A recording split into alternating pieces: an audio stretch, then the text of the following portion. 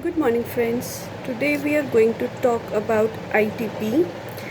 ITP का मतलब है आइडियो और इम्यूनोपैथिक थ्रोम्बोपर्प्यूरा, thrombocytopenic purpura. This is a disease that occurs due to an autoimmune disorder where the body it attacks the platelet cells. हमारे body के अंदर जो प्लेटलेट सेल्स हैं उनका रोल होता है ब्लड क्लॉटिंग में.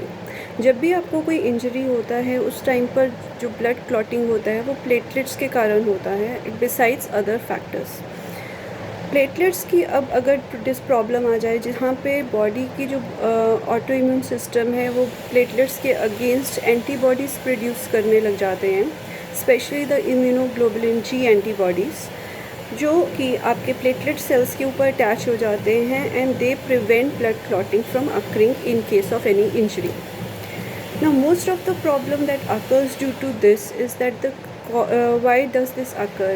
Mostly the cause is not known, but usually it has been seen that in children either viral infection or viral fever के बाद ये problem start होता है, whereas in adults also this can be due to many reasons, such as taking medicines that are may be harmful to the body.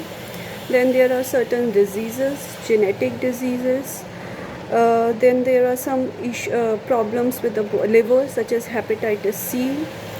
Then some splenic diseases that may occur, which can lead or cause this problem.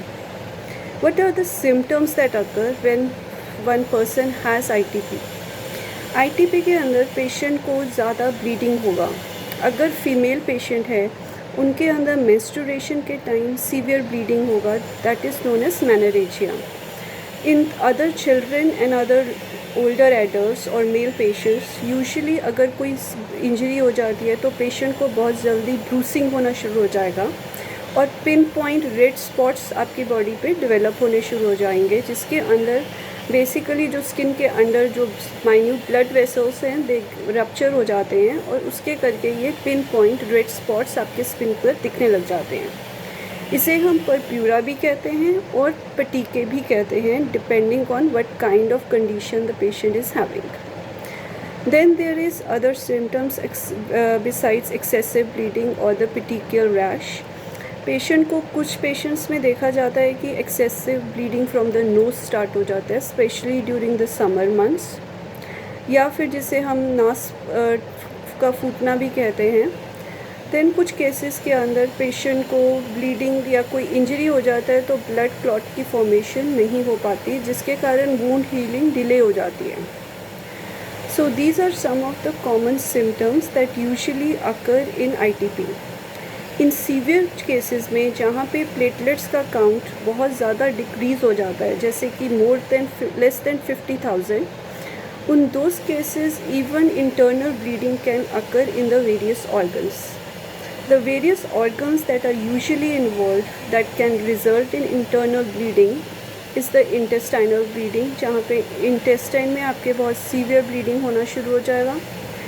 Spleen में bleeding हो सकता है, rupture हो सकता है blood vessels का किसी भी बॉडी पार्ट के अंदर, and patient is not aware of this unless a blood test is done to confirm the diagnosis.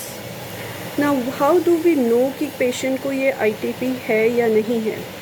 There are some blood test specifically that is done to exclude first और to rule out certain other diseases that may have this problem. The first problem is that to platelet definitely a complete blood count test is done, which will indicate whether the platelet count is normal or is it not normal. If it is below a certain value, then it is a suspicion that this patient may be suffering from ITP. Besides this, there are other factors or tests that can be done to rule out other diseases having the same issue. For this usually biopsy of the bone marrow is done, जिसके अंदर आपके bone marrow जो कि एक आपके bone के अंदर tissue रहता है जिसमें से बायोप्सी लेकर आपके सेल्स को स्टडी किया जाता है. उन दोज केसेस में हमें मालूम चलता है कि कोई केस में पेशेंट को is he having that problem due to the ITP और is it some other factor. कई बारी इम्यून सप्रेशन बॉडी का हो जाता है कुछ और डिजीज़ के करके, कुछ जेनेटिक प्रॉब्लम्स हो सकती हैं, हेपेटाइटिस सी हो सकता है पेशेंट को, लिवर सिरोसिस हो सकता है, और there may be some other issues that might be present. So in all these cases it is very important to diagnose the case properly to rule out other diseases that may cause this bleeding or ITP. After the diagnosis has been confirmed, usually the traditional method of treatment is to boost the immune system through various allopathic drugs, or a bone marrow transplant is referred to by some patients in very chronic cases, जहाँ पे platelet count more than or is it basically very less than 10,000.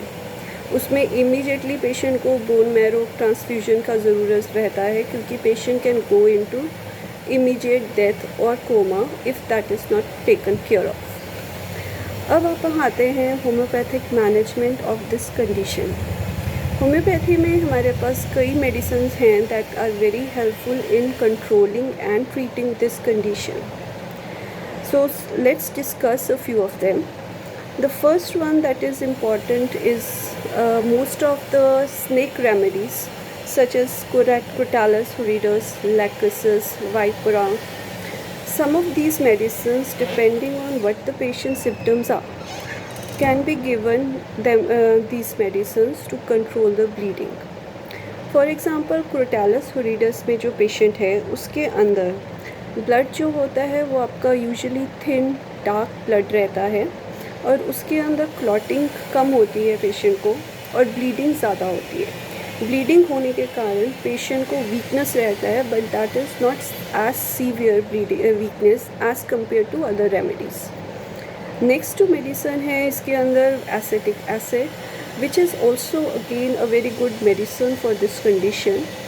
इसके अंदर blood बिल्कुल पतला रहता है patient का, बिल्कुल ब्राइट रेड ब्लड आएगा, वाटरी भी हो सकता है कई बार इस केसेस में, और इसके अलावा पेशेंट में वीकनेस भी रहती है, but weakness as compare to Crotalus is much less. Third medicine जो है इसमें सल्फ्यूरिक एसिड है, जिसके अंदर की ब्लड जो है बिल्कुल ब्लैक रंग का आएगा on bleeding from any orifice. इसके अलावा ब्लड जो है थिक होगा, डार्क और ब्लैक कलर का होगा, और इसको में पेशेंट को सीवियर वीकनेस प्रेजेंट होगा. So besides this there are other medicines also such as Hamamelis में ब्लीडिंग जो है वो थिक होगी, गाढ़ी एकदम होगी, there may be no clotting, but patient may see clots in the blood. इसके अलावा पेशेंट के जो सब्जेक्टिव और ऑब्जेक्टिव सिम्टम्स रहेंगे along with the character of the blood that is coming out and how the patient is feeling as a result of those symptoms, that basically indicates the treatment or the course of treatment to be given to the patient. So this is all about ITP or or thrombocytopenic purpura, and it is very important to manage it from the very beginning, because if not managed at the correct time or space, this condition can aggravate or go into a more worse condition that may need hospitalization even. So I hope you like this video. If you enjoyed watching the video, please like and share. Have a nice day, and you all have a good day.